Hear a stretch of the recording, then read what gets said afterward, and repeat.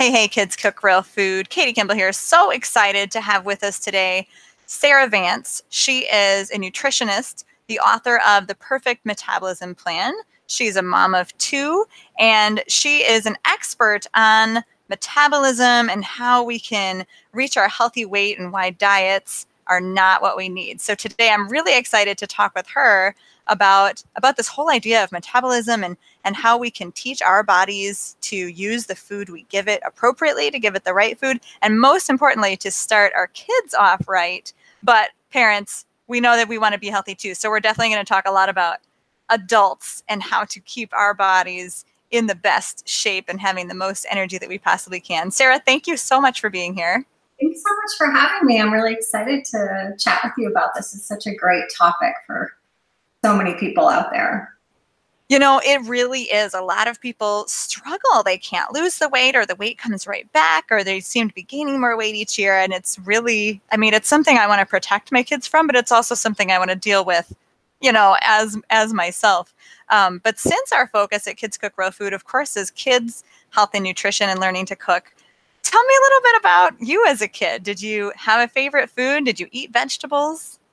It's kind of an interesting story, because if you had told the 12-year-old me that I would be a nutritionist and teaching people about healthy food and writing a book about it, I would have been rolling on the floor laughing, because I was definitely not into vegetables. I was a pretty picky eater as a kid. Okay. And loved my sugar and struggled with weight. I struggled a lot with weight in elementary school, and just, you know, health issues, you know, one of those kind of kids that just sort of seemed to never feel really good, you know? And yeah, so looking back at that and knowing now where I am, I never would have guessed it when I was a kid, but I think a lot of people find their way into this industry solving their own health problems. And that's exactly what I did. Is when I finally found the answers right at the end of my fork, it just made so much sense. And I feel like when I went through nutrition, my nutrition certification program, I can remember sitting in class thinking to myself, hold up, everything we've been taught about nutrition is a lie practically. You know, I mean, I've always said you can't get good results from bad information. And so I just felt this like urge to share what I was learning and really try to help people get the good information that they need, because I felt like my whole life I'd been given all this bad information. And of course you can't be healthy if you're eating low-fat foods and, you know, eating artificial sweeteners, chemical sweeteners, and those things. Obviously that's not the path to health. Right. Well, obviously to you, not obviously to those people, most of us who have been fed bad information. So we're going to dig into that later. But I want to talk a little bit about that nutrition training. When you were going through all that, what brought you to metabolism as kind of your favorite focus? It's interesting. When I first got my certification, a lot of my friends were asking me, you know, and clients and things like that, do a cleanse, because cleanses were kind of a hot thing. And I thought, okay, that's a great idea. I love getting a group together and working on our health for a few weeks. And as I started to put it together, I realized nobody wants to just clean up their diet for 3 weeks and go back to where they were. They want to really change their lives. And how do you do that? What is the driver for our health and our wellness? It's our metabolism. And when I started to realize that and started to kind of organize my program into the keys that we all needed to fix our metabolism, that's how my book came to be. That's how the 10 keys to a perfect metabolism sort of were formed as the foundation of my book. And it was really the foundation of my cleanse. And so that's kind of how it came to be, as I realized, you know, we don't want to just, you know, go on a juice fast or a juice cleanse or something like that for 3 weeks. We want to change our underlying metabolism. And when we do that, that's when we have real lasting change. I love that. That's so true, because people do want quick fixes, but nobody wants the promise that you'll go right back, that you'll gain the weight right back, that you'll feel cruddy again after your cleanse. So definitely we want long-term. Now, a lot of people would say, oh, the foundation of health is the gut, or maybe various other things. Why do you think it's metabolism? Well, the gut plays a huge role in our metabolism. I mean, Okay. our metabolism is basically the sum total of all the chemical processes that are needed to sustain our lives. And so if you think about that, rest and digestion and immune system and disease prevention, all of those things are affected by our metabolism. And our metabolism is extremely affected by our gut health. It is one of the foundational things with our metabolism. And that's why I kind of say, if you go count calories, it's absolutely doesn't make any sense to do that if you're not dealing with your gut health, if you're not dealing with your stress levels, if you're not, getting enough hydration, if you're not sleeping, all of those things. That's why I kind of said, these are the keys that we need to look at. It doesn't make any sense to say I'm eating this 100-calorie pack of things, because if your gut health is not in good shape, if you've got too much bad bacteria or yeast, you're going to crave sugars. Your body's not going to metabolize things the same way as somebody else. There's a lot of evidence to show if you have a gut bacteria imbalance, you could be extracting more calories from your food than somebody else. So, yes, the gut is absolutely foundational to our metabolism and our health. And that's actually one of the issues that we're seeing with kids now, is they're coming into this world with less diversity, fewer bacteria in their gut. Their pH has changed 2 points in the last few decades. So, that's a bit of an issue right now, is kids are being born at a little bit of a disadvantage. And so we really need to focus on gut. Wow. Okay. I got to break that down for a minute. I think I just heard you say that metabolism is a huge bucket, way bigger, like bucket of ourselves than I ever realized. And also that some of the things in that bucket, like sleep and stress and gut health, it sounds to me like you just said they go both ways. Your sleep's going to affect your metabolism's going to affect your sleep. Did I hear you say that all right? Yeah, it is.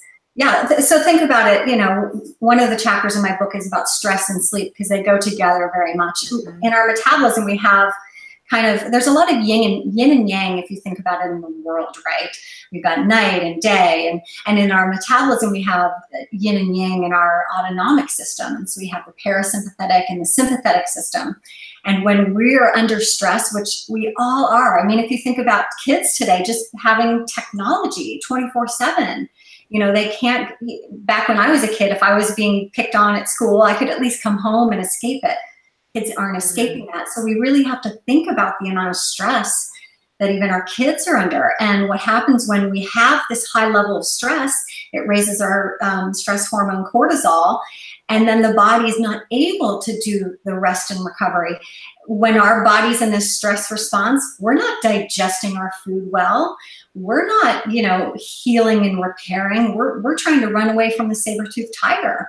That's what our body thinks is happening, but what's really happening is we're just under this chronic stress. It's not just adults that are dealing with it, it's kids too. And we have to, realize that schools have changed, everything has changed in the last decade or so, even for kids. So yeah, I think helping kids to manage stress is a really, really big thing. I talk about it a lot with my adult clients as well, and it's big. Like, for example, if you're under stress, your blood sugar is elevated when your cortisol's up, because that's a natural response from the body. Because if we need to, in ancient times, that stress response was to help save us from a saber-toothed tiger. So obviously our blood sugar needed to go up to give us that energy to run away. But when we're continually pumping out that stress hormone, there's this cascade of effects. I kind of think about it like dominoes. If you knock one of them over, it just takes the whole thing down. And so that's why we have to look at the metabolism as that big picture and see each one of these parts together. It's kind of like, the difference between seeing a functional medicine doctor that sees all of us as one and says, well, if you have something wrong up here, let's also look down here in the gut, because that's our second brain, as opposed to breaking us into these parts and saying, well, if you have a stomach ache, it's only affecting your gut. No, it affects everything. And so I think it's when we start to really look at it and break it down like this and deal with the whole picture, that's when things start to come into balance. Okay, so we have all these dominoes. This metabolism is like a lot of different pieces. In your book, you talk about 10 keys to a perfect metabolism. And I feel like we can't really get any farther without digging into these. Can you give us like the super quick synopsis of just what are these 10 pieces and why they impact metabolism? Sure, absolutely. So the first one is blood sugar. The chapter's titled "Break Up with Sugar" because it really is a relationship, right? Sugar's there for us. It affects our mood. It affects everything. And I had major issues with sugar as a kid. And when we're not managing our blood sugar, our metabolism is absolutely not going to be in balance. So it was funny because my publisher didn't want to put it number one because they know how people love their sugar. But it really is foundational. And if we can't get that blood sugar under control, the metabolism is absolutely not going to be functioning. And the second chapter ties really well into that. It's fixing your fats. You know, for years, fats have been demonized. I was a product of the low-fat era when everything came out, and we thought, oh, we can eat Fig Newtons to our heart desire.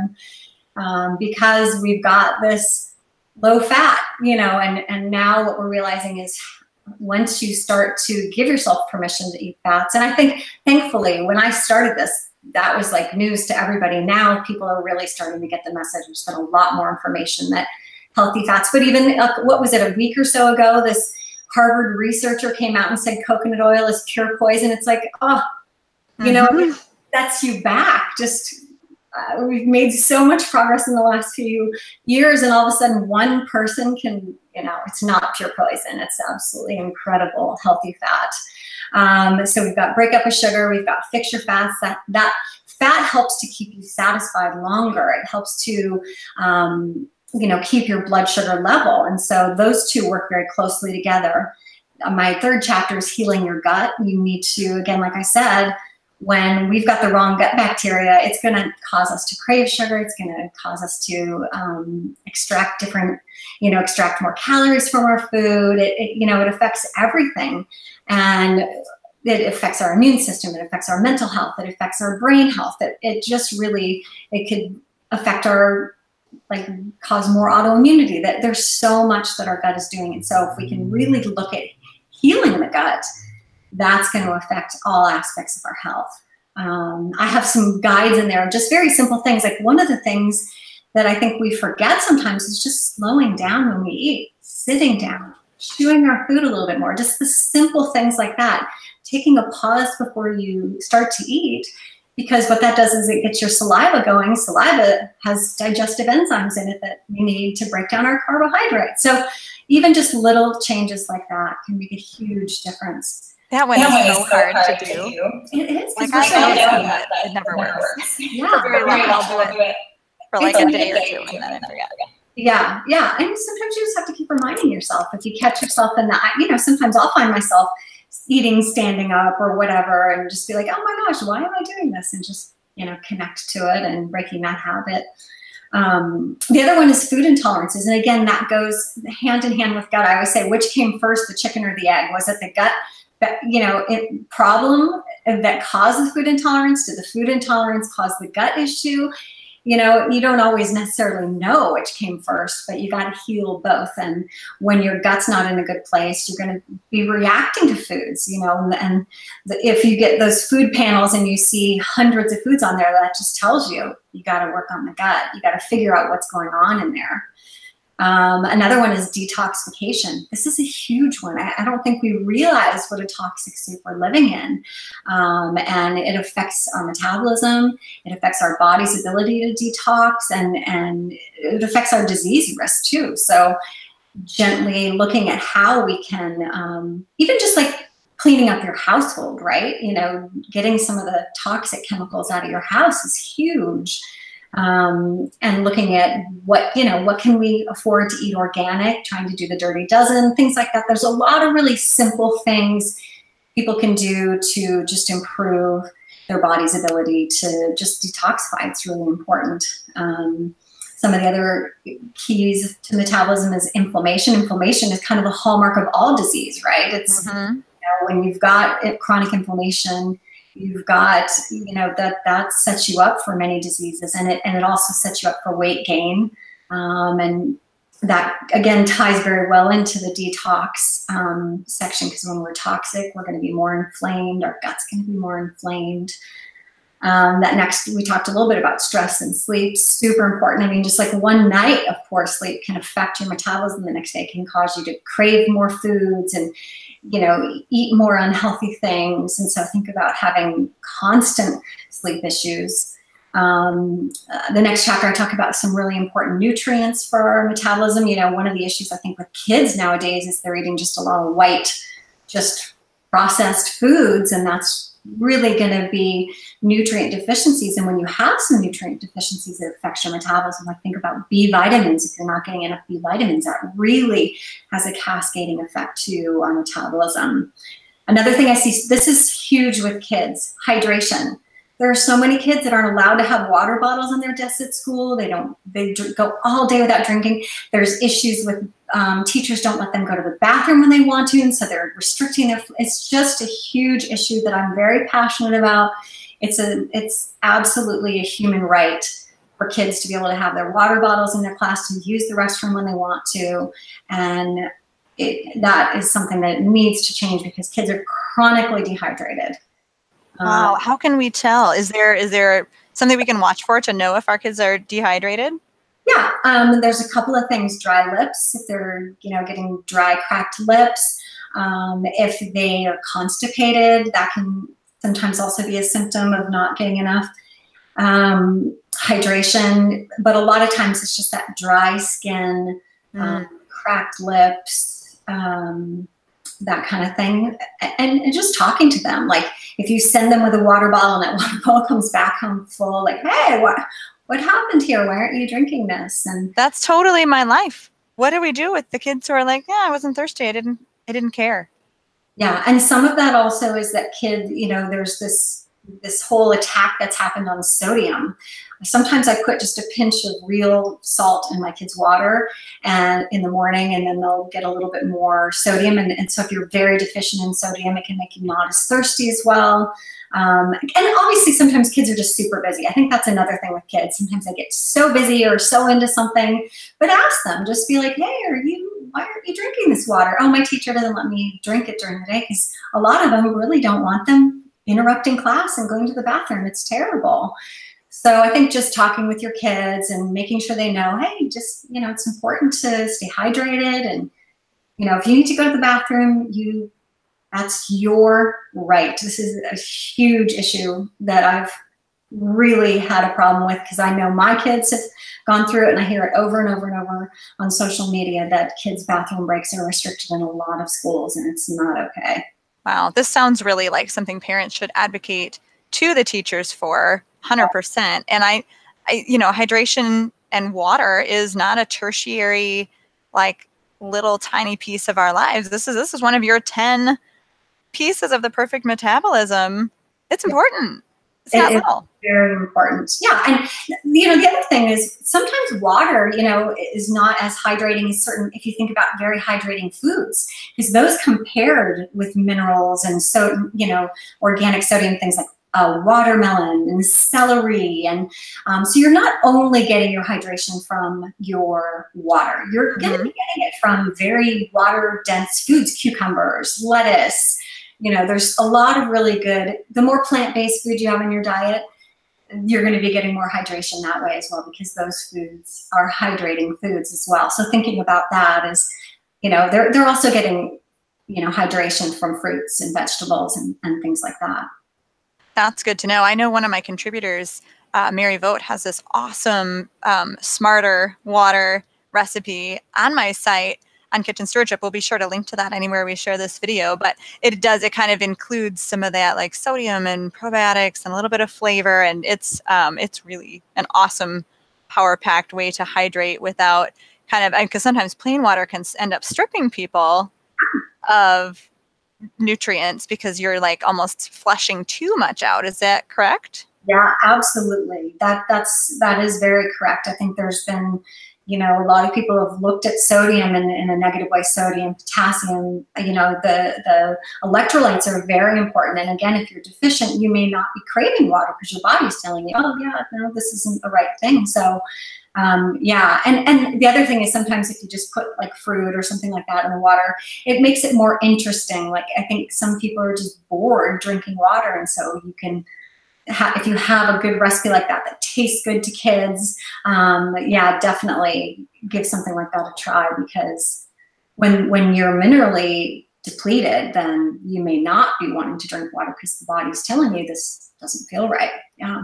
Yeah, that's good to know. So if your kid's saying, I'm not thirsty, that doesn't necessarily mean they're well hydrated. Exactly. Super, super important. You have one more, and I've been sharing your list a couple of times here, but the last tenet is exercise smarter. Yeah, you know, I think one of the big things, I see this a lot with adults, is that they're really pushing the cardio too much, and not thinking about picking up the weights. And one of the things we see with kids is we forget that if you do some weight-bearing things like jumping rope, that actually supports healthy bones, because not only when you're doing something like that, you're breaking down your muscles and rebuilding them stronger, but you're also putting stress on the bone, which helps to build that stronger. And I know a lot of people are concerned about bone health in kids today. Again, fall sports starting and all of that. And so thinking about having some kind of exercise where there's some impact or weight bearing, as opposed to only scootering around the cul-de-sac, because that's going to support healthy bones. You know, I think a lot of times people think if you're not doing some kind of organized activity, then it's not exercise. Kids can just running and playing. I mean, you know, finding something that really makes them happy and they look forward to. I think that's such a big thing. I mean, it's true for adults too. I say, find something that you enjoy doing that's exercise, that keeps you moving. And even things like walks, just getting moving. I think there's a big issue with kids nowadays. They have more and more and more excuses to sit. They're doing more homework. They're on technology. There's, you know, 24/7 cartoons available. I mean, you've got thousands of channels. When I was a kid, there were 4 TV channels, you know, so I think it's the excuses to sit are just mounting. And we know that sitting for long extended periods of time are negative to the metabolism. It's one of the worst things for our metabolism, is to sit and sit and sit and sit. So even if, and there's studies that show even just small movement, even if you're sitting, you just get up, go get a water, come back, that actually breaks up that, it really even affects our metabolism. Little things, even just bending over to tie your shoe.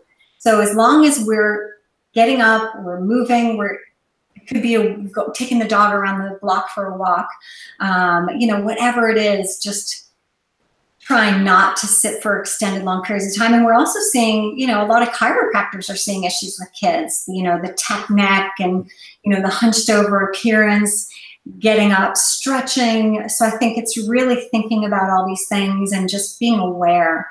And like you said, sometimes just reminding yourself, even if some people will set an alarm on their phone every like 2 hours, if you know you have to do some homework or you have to do a project or whatever it is, put that alarm on and say, oh, it's amazing how 2 hours can pass by like that. If you're working on something or you're playing a video game or something like that, and making sure that you're, you know, breaking that up and getting some movement in there and that kind of thing. That's good to know, especially for people who have office jobs or like kids who are in school all day, that sitting for 8 hours straight is different than sitting for 8 hours with a 30-second break every half an hour. It's good to know that like just that little break can kind of diminish the poor effects of sitting for 8 hours. So that's super important. I know I'm standing at my desk right now, and I tend to do like, I'll stand for too long, like 3 hours. I'm like, oh, maybe I should sit down for a while, and then I'll sit for too long. And so I know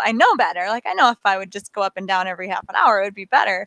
But I tend to get, you know, you get focused and you don't want to move or whatnot. But yeah, exercise smarter, not exercise more, and not making exercise a chore that children feel like they have to do, or they have to check it off, or they have to get their cardio. Like kids, I think, will exercise as long as they're not stuck on screens. It comes naturally. It does, yeah.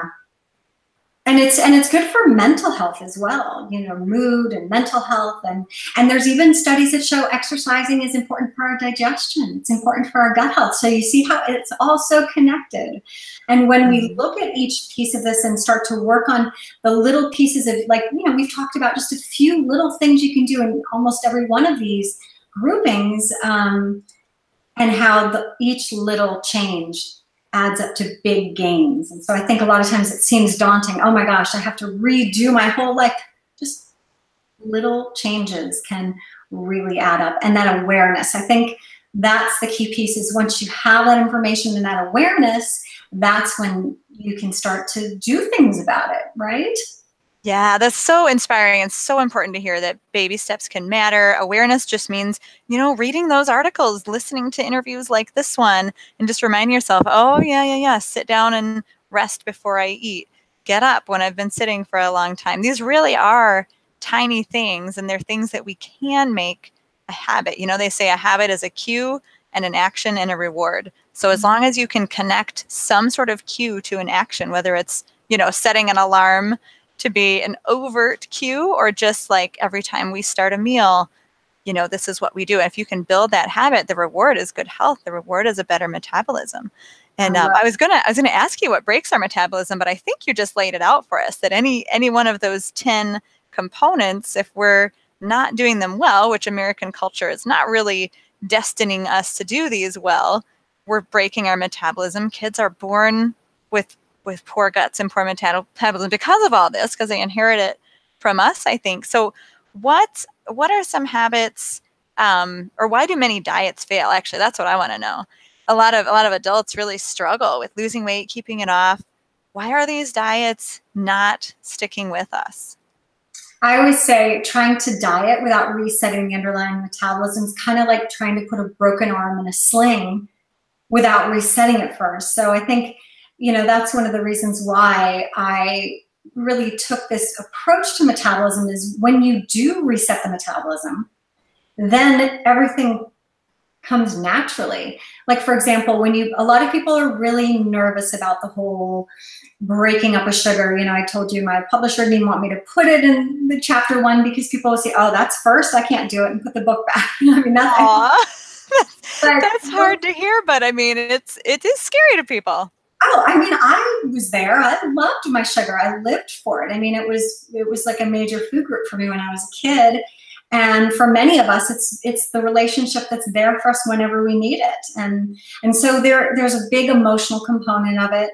There's a physiological component.